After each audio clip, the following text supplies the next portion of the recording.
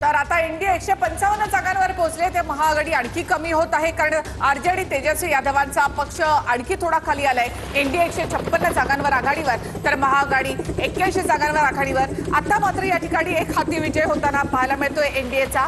156 जागांवर आता एनडीए आघाडीवर आहे तर महाआघाडी 81 जागांवर आघाडीवर आहे।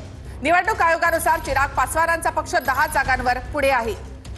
लोक जनशक्ती पार्टी रामविलास हा पक्ष चिराग पासवान यांचा तो सध्या 10 जागांवर पुढे असल्याचे या ठिकाणी पाहायला मिळते। निवडणूक आयोगानुसार चिराग पासवानांचा पक्ष 10 जागांवर सध्या आघाडीवर असल्याचं पाहायला मिळतंय।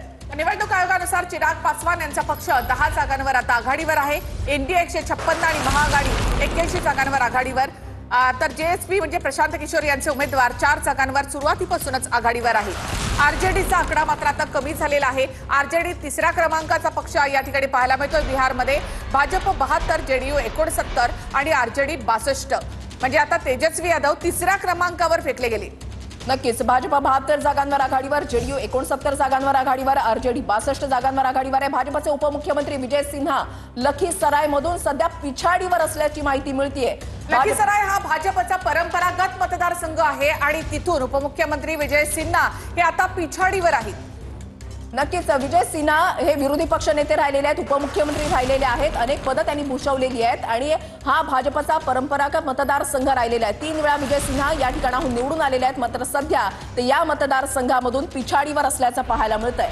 एएसपीचे सूरज कुमार त्यांच्या विरोधामध्ये या ठिकाणी आहेत आणि विजय कुमार सिन्हा भाजपचे आता सध्या पिछाडीवर या ठिकाणी पाहायला मिळत आहेत। एक परंपरागत मतदारसंघ आहे लखीसराय भाजपचा, मात्र तिथून विजय कुमार सिन्हा हे आता पिछाडीवर आहेत। 3 वेळा याच मतदारसंघामध्ये विजय कुमार सिन्हा हे सलग 3 वेळा आमदार झालेले आहेत। 4थी टर्म आहे त्यांचीही, मात्र ते आता पिछाडीवर आहेत। नक्कीच भाजपसाठी एक धक्कादायकच म्हणावा लागेल की लखीसरायमधून त्यांचे उमेदवार विजय सिन्हा हे सध्या पिछाडीवर आहेत आणि 2 दशकांपासून भाजपचा हा गड राहिलेला आहे। सवर्णांसह भूमिहार मतदारांचं वर्चस्व जे आहे ते या मतदारसंघावर पाहायला मिळतंय आणि यावेळेला त्यांच्या विरोधात होते ते म्हणजे जेएसपीचे सूरज कुमार आणि जनसुराज पक्षाचे। नक्कीच आणि सगळ्यात महत्त्वाचं म्हणजे भाजप 70 जागांवर आघाडीवर तर जेडीयू नितीश कुमार यांचा पक्ष 71 जागांवर या ठिकाणी आघाडीवर आहे। हे विशेष आहे कारण जेडीयू आता भाजपपेक्षा एका जागेना पुढे या ठिकाणी पाहायला मिळते।